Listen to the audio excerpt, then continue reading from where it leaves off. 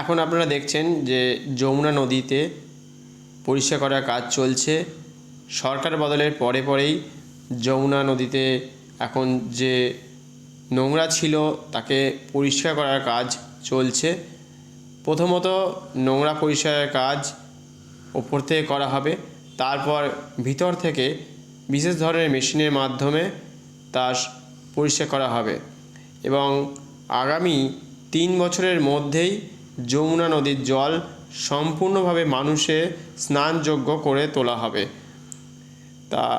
এবং তার সাথে সাথে যত ময়লা আবর্জনা আছে সেগুলোকে যন্ত্রাংশের মাধ্যমে সব বাইরে ফেলা হচ্ছে এবং খুব সুন্দরভাবে একটা পরিষ্কার পরিচ্ছন্নভাবে তৈরি করা হবে এই যমুনা নদীর জল, যাতে মানুষ আগামী দিনে এই জল ব্যবহার করতে পারবে বা স্নান করতে পারবে এবং সুন্দরভাবে আবার পুরনো জায়গায় ফিরিয়ে আনার জন্য প্রচেষ্টা চালানো হবে। এটা অনেক দিন ধরেই প্ল্যান চলছিল, তবে আবার শুরু করা হলো। এটা খুবই মানুষের জন্য খুবই ভালো একটা দিক যে যমুনা নদী আমাদের একটা অন্য ধরনের মানুষের আস্থার জায়গা, যার ফলে এই নদী পরিষ্কার হোক প্রত্যেকেই চায় এবং সেটা হয়েছে বা হচ্ছে এই মুহূর্তে এবং পরিষ্কারের কাজ চলছে। আগামী 3 বছরের মধ্যে সম্পূর্ণ হয়ে যাবে কাজ এবং জল যাতে ব্যবহার করা যায় সেই নিয়ে প্রচেষ্টা চালাচ্ছে। প্রতিদিন এখন কাজ চলবে, বেশ কয়েকটি মেশিন এই কাজে লিপ্ত থাকবে। আগামী দিন মানুষ এই নদীতে আবার ভাসমান হতে পারবে। প্রতিদিন এর কাজ চলবে। 3 বছর ধরে সময় লাগবে এই কাজ সম্পূর্ণ হতে। খুব সুন্দরভাবে মানুষের হাতে আবার তুলে দেওয়া হবে।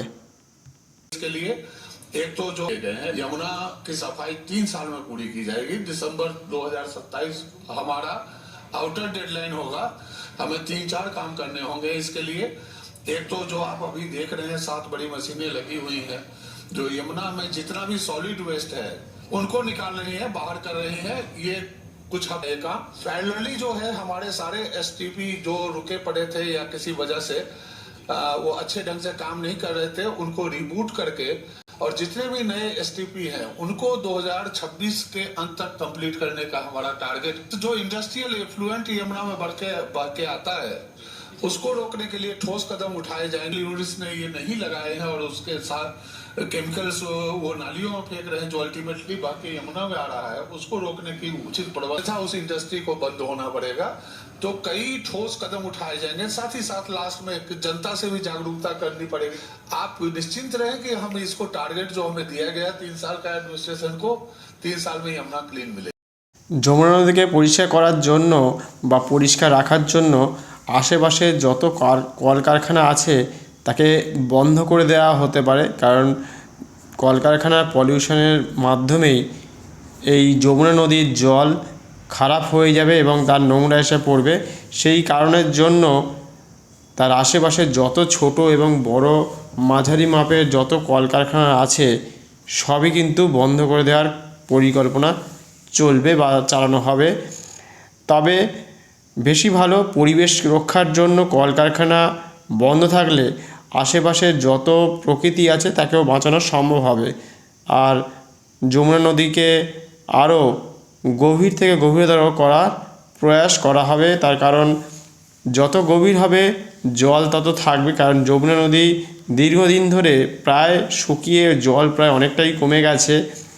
সরকার কর্তৃপক্ষ এবং প্রশাসন যেভাবে এগিয়ে এসেছে, আশা করা যায় যে খুব শীঘ্রই এই যমুনা নদীকে আবার পুরনো যে জায়গায় ছিল, মানুষ জানতো যেভাবে যে যমুনা নদী এত সুন্দর নাম করা ছিল সারা পৃথিবীতে, সেইখানে আবার মানুষ ফিরে পাবে তাদের সেই পুরনো নদীকে, যেখানে মানুষ আবার প্রত্যেকে আসবে এবং একটি ভ্রমণযোগ্য জায়গা গড়ে তুলবে। মানুষ সেখানে আবার ঘুরতে আসবে এবং দেখে বলবে যে হ্যাঁ সত্যি একটা জায়গা তৈরি করা হয়েছে। যেমনভাবে আগে শুনেছিলাম অনেক বছর আগে যমুনা নদীর জল সম্বন্ধে, আবার সুন্দরভাবে পর্যটন কেন্দ্র গড়ে উঠুক এটা প্রত্যেকেই আশা করবে এবং চাইবে যে এই যমুনা নদীকে যারা আগে দেখেছে বা অনেক আগে শুনেছে, অনেক জায়গায় পড়েছে যে তার গভীরতা কত, যমুনা নদী সম্বন্ধে অনেক কিছু